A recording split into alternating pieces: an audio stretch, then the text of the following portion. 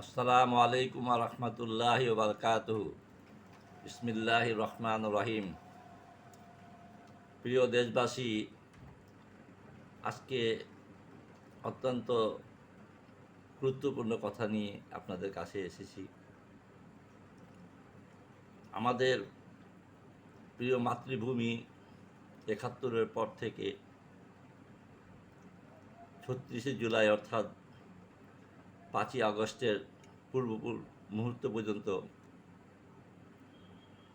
দেশের যারাই ছিলেন শাসন ব্যবস্থায়, প্রত্যেকেই কিছু না কিছু ভারতের সঙ্গে লিয়াজোগ করেই তাদের রাষ্ট্র ক্ষমতা চালাতে হয়েছে। কিন্তু ৫ই আগস্টের পর থেকে এই পর্যন্ত এই দেশের অন্তর্বর্তীকালীন সরকার এবং দেশপ্রেমিক নাগরিক, বিডিআর, সেনাবাহিনী, গোয়েন্দা সংস্থা, যারা প্রকৃত দেশপ্রেমিক, তাদের অন্তরের অন্তঃস্থল থেকে দেশকে রক্ষার জন্য চেষ্টা করতেছে। আজকে অত্যন্ত দুঃখের বিষয়, এখনও সর্বস্তরে ভারতের গোয়েন্দা সংস্থা ঘাপটি মেরে বসে আছে এবং এই দেশকে অশান্তি করার জন্য যা যা করণীয় তারা সেটা করার চেষ্টা করতেছে। দেখেন, মানুষ যখন খেতে পারে না, অভাবে থাকে, তখন কিন্তু তারা বিকল্প চিন্তা করে কিভাবে তারা প্রতিষ্ঠিত হবে, কিভাবে তাদের পরিবারকে চালাবে। কারণ দেশটা তো এতদিন পর্যন্ত যে অবস্থায় ছিল, যারাই এসেছে কিছু না কিছু, কেউ বেশি কেউ কম, এভাবে দেশটাকে আর উন্নতির দিকে যেতে দেয়নি। সিঙ্গাপুর আমাদের পরে স্বাধীন হয়ে আজকে কোথায় চলে গেছে, আমাদের বোঝা উচিত। সারা বিশ্ব যখন যুদ্ধের দামামা বাঁচতেছে, আরব বিশ্ব যখন পুরো অশান্তি, ইউক্রেন রাশিয়ার যুদ্ধ যখন অশান্তি, চীন তাইওয়ানের যখন অশান্তি লাগার সম্ভাবনা, তো এইরকম অবস্থার প্রেক্ষিতে সবাই কিন্তু যার যারটা চিন্তা করতেছে। আমার তো ভয় হয় যে খুব শীঘ্রই তৃতীয় বিশ্বযুদ্ধ লেগে যেতে পারে। আর সেটা যদি লেগে যায় তো মনে করবেন 1/3 মানুষ বেঁচে থাকবে আর বাকি সব মরে যাবে। তো যাই হোক, সেটা তো পরের কথা। কিন্তু আমাদের দেশের যারা রাজনীতি করে, জামাত, বিএনপি এবং ইসলামিক অন্যান্য দল যারা এখন বর্তমানে ময়দানে আছেন, আপনারা চিন্তা করেন, জামাত তাদের নিজস্ব ব্যক্তিগত কোনো প্রতিষ্ঠান করে নাই, তারা তাদের দলের জন্য প্রতিষ্ঠান করেছে এবং দলের লোকদেরকে যারা আন্দোলনে ক্ষতিগ্রস্ত হয় তাদেরকে ওই প্রতিষ্ঠান থেকে সহযোগিতা করা হয়, তাদের চাকরির ব্যবস্থা করা হয়, তাদের পরিবারের ভরণ পোষণের জন্য তারা ব্যবস্থা করে। কিন্তু আওয়ামী লীগের এটা ছিল না, বিএনপিরও এটা ছিল না, যার কারণে তাদের কর্মী বাহিনীরা রাষ্ট্রের টাকা লুটতারাজ করা, জনগণের টাকা লুটতারাজ করা, অন্যায় করা, নিজের প্রতিষ্ঠিত হওয়ার জন্য। যখন একবার স্বভাব নষ্ট হয়ে যায়, অভাবে স্বভাব নষ্ট, তখন তারা অল্পতে আর সন্তুষ্ট থাকে না, তারা দেশের ক্ষতির জন্য বিরাটভাবে চিন্তা ভাবনা করে যে দেশ রসাতলে চলে যাক, আমার পরিবার, আমার আত্মীয় স্বজন এরা বড় হবে, আমার প্রশংসা করবে, আমাকে ভালোবাসবে, দেশের মানুষ ভালোবাসবে, সেটা তাদেরকে কিছু যায় আসে না। এই জন্য আমি বিএনপিকে অনুরোধ করব যে আপনারা জামাতের পলিসিটাকে অনুকরণ করেন। আপনাদের ভিতরে অনেক ধনাঢ্য ব্যক্তি আছে যারা ইচ্ছা করলে একত্র মিলে কিছু বড় প্রজেক্ট করে, বড় প্রতিষ্ঠান করে এটা আপনাদের পার্টির জন্য রেখে দেন। কর্মী বাহিনীর যে কোনো বিপদ আপদে আপনারা তাদের সেখান থেকে সাহায্য করতে পারেন, চাকরি দিতে পারেন। তখন আপনারা একটা বড় দল, শক্তিশালী দল, আপনাদের কিন্তু অনেক উন্নতি হবে। এবং দেশে প্রেম ঢুকানোর জন্য ধর্মীয় শিক্ষা, যেমন জামাত ৫ ওয়াক্ত নামাজ পড়ে, প্রত্যেকটা তাদের সংগঠনের লোক কিন্তু নামাজি। কারণ যখন আপনার ভিতরে ধর্মীয় শিক্ষা থাকবে তখন কিন্তু আপনি বড় অন্যায় করতে পারবেন না, আপনার বিবেক আপনাকে বাধা দিবে।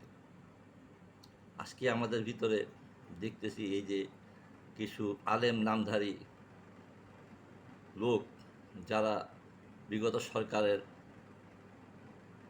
চামচামি করেছে, ফরিদুদ্দিন মাসুদ, রুহুল আমিন খান, আল্লাহওয়ালা ছেলে, আলেমের ঘরে হয়েছে জালেম, জাতীয় মসজিদ পবিত্র স্থানে সে যা ঘটিয়েছে, আমি মনে করি তার মানে সরকারের উচিত তাকে আইনের কাঠগড়ায় এনে উপযুক্ত বিচার করা, তাতে কোনো এই আলেমের নামে জালেম এই ধরনের কখনো চিন্তা ভাবনা না করে। এখন আমাদের দেশের যে পরিস্থিতি, এই পরিস্থিতির জন্য আমরা নিজেরাই দায়ী। কারণ জনগণ সচেতন না থাকলে দেশ বাঁচবে না। জনগণ যেভাবে ছাত্রদের সঙ্গে মিলে যে কাজটা করেছে, 16 বছরেও বিএনপি, জামাত আর ইসলামিক দল মিলেও তার এক অংশ করতে পারেনি, তারা টিকতেই পারে না, ময়দানে টিকতেই পারে না। আপনাকে এইসব অ্যানালাইজ করতে হবে।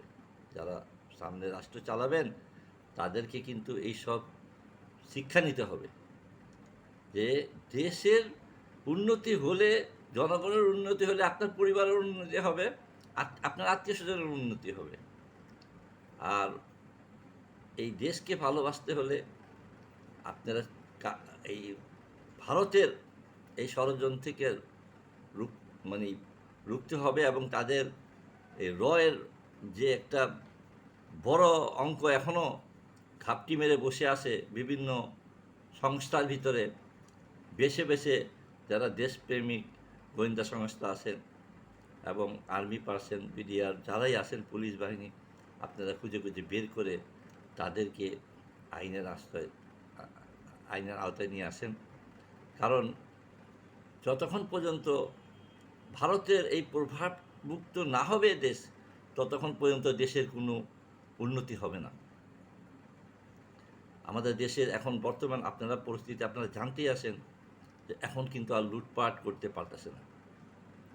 যে রিজার্ভ এবং বর্তমান যে ব্যবসা বাণিজ্যের যে একটা গতি, এটা কিন্তু ইনশাল্লাহ পূর্বের থেকে অনেক ভালো হয়েছে। একটা বিষয় আছে যানজটের। এই যানজট সৃষ্টি করার মধ্যেও কিন্তু আপনি চিন্তা করেন এদের হাত আছে, এই ভারতের হাত আছে। এই রাঙ্গামাটি ইয়াতে অস্থিরতাশীল করার জন্য যে কাজটা করতেছেন, ভারত মনে রাখবেন এটা আপনারা কিছু করতে পারবেন না ইনশাআল্লাহ। মুসলমান এই সব ষড়যন্ত্র রুখতে ইনশাআল্লাহ পারবে। কারণ এখন জনগণ এবং সেনাবাহিনী এবং আমাদের আইন শৃঙ্খলা রক্ষা বাহিনীর অন্তরে বুঝ এসে গেছে যে পাপেরা ছাড়ে না। যেভাবে পতন যার হয়েছে আপনারা জানেন, পূর্বের ভিডিওতে আমি বলেছি যে শেখ মুজিবুরের শেষ পরিণামটা কী হয়েছে। জিয়াউর রহমানের মৃত্যুর পরে তার শেষ পরিণামটা কি হয়েছে, এরশাদের শেষ পরিণামটা কি হয়েছে, তাকে নিয়ে কত ঠাট্টা মস্কারি করতে করতে তার জীবনটা চলে গেছে, এবং শেখ হাসিনা তার পরিণামটা কি হয়েছে। দেশ যখন উন্নতির দিকে যায় তখন কিন্তু চতুর্দিক দিয়া স্বার্থন্বেষী মহল এবং বহির্বিশ্বের কিছু চাটুকা আছে যারা স্বার্থ হাসিল করার চেষ্টা করে। তো পরিণাম কিন্তু সবারই আছে, যার শেষ ভালো তার সব ভালো। তো এই শেষ ভালোটা কিন্তু আমরা দেখেছি, আর আমরা চেষ্টা করব ইনশাল্লাহ সব সময় যাতে এই অন্তর্বর্তীকালীন সরকার যতদিন থাকে তাদেরকে কর্পোরেট করে তাদের সঙ্গে আলোচনার মাধ্যমেই যে কোনো সমস্যা সমাধান করা। এই ইলিশ গেল, তার জন্য গাড়ি আটকাতে হবে, তাকে অস্থির করতে হবে। আপনারা চিন্তা করবেন, এত না দেখ, অল্প কিছু দেখ, একটা মানবতা আমরা দেখাই না। আমরা মুসলমান, আমরা সবসময় স্যাক্রিফাইসের মনোভাবই রাখি। আমি মনে করি অল্প কিছু ইলিশ হইল তাদেরকে দেওয়া উচিত, তা তো বাণিজ্যিকভাবে কোনো ওই উপঢৌকন না। আমরা এত বড় ধনী দেশ হয়ে যায়নি যে আমরা আরেক দেশকে এখনও উপঢৌকন দিতে পারবো। এখন আমরা দেশকে ভালোবেসে সামনে যাতে কোনো রকমের অহেতুক কোনো গণ্ডগোল সৃষ্টি করে ভালো কাজটাকে আপনার অন্যদিকে ঠেলে দেওয়া। আজকে জাতিসংঘে আমাদের প্রধান উপদেষ্টা গিয়েছেন, তারও ওখানে ভাষণের মধ্যে উনি যা বলবেন এটা যেন আমরা বাস্তবায়ন করতে পারি এবং আমাদের দেশের মর্যাদা রাখতে পারি। ভারতের সঙ্গে আমাদের কখনো বন্ধুত্ব হওয়ার বিষয় নাই। তা মোদি যতদিন আসে এই বাংলাদেশের সঙ্গে ভারতের আমার মনে হয় না ওই রকম ভালো সম্পর্ক হবে। এই এর এর কথাবার্তা এবং ওর ব্যবহার মুসলমান বিদ্বেষী, এর সঙ্গে আমাদের কোনো সম্পর্ক থাকা হয়তো হবে না। তবে 7 সিস্টার বা 3 সিস্টার বলতেছে আমাদের এখানে গণ্ডগোল লাগাবে, ইনশাল্লাহ এটা পারবে না। এটা খুব তাড়াতাড়ি আর্মি সেনাবাহিনী ইনশাল্লাহ এটাকে টেক আপ করে নেবে। তারপরে তাদের 7 সিস্টার কীভাবে সামলাক না দেখি না, আমরাও দেখি ইনশাল্লাহ সামনে তাদের অবস্থা তো আমরা দেখতেই পারবো। আমি আশাবাদী এতে এই 7 রাজ্য থাকবে না, ইনশাল্লাহ থাকবে না, খুব তাড়াতাড়ি চলে যাবে। আর বাংলাদেশে যে গণ্ডগোলের সৃষ্টি, এটা তারা বেশি দিন টিকাইতে পারবে না। আমরা দোয়া করি ইনশাল্লাহ এই দেশের মানুষ, এই দেশের সরকার, অন্তর্বর্তী সরকার এবং সেনাবাহিনী, বিডিআর, পুলিশ, গোয়েন্দা বাহিনী সবাই ইমানি দায়িত্ব পালন করবেন। এই আশা রেখেই আমি আজকের ভিডিও শেষ করব। আগামীতে ইনশাল্লাহ আরও গুরুত্বপূর্ণ ভিডিও নিয়ে আমরা আসব। আমি মনে করি আপনারা আমার এই ভিডিওকে শেয়ার এবং লিঙ্ক দিয়ে আপনারা আমাকে আরও উৎসাহিত করবেন।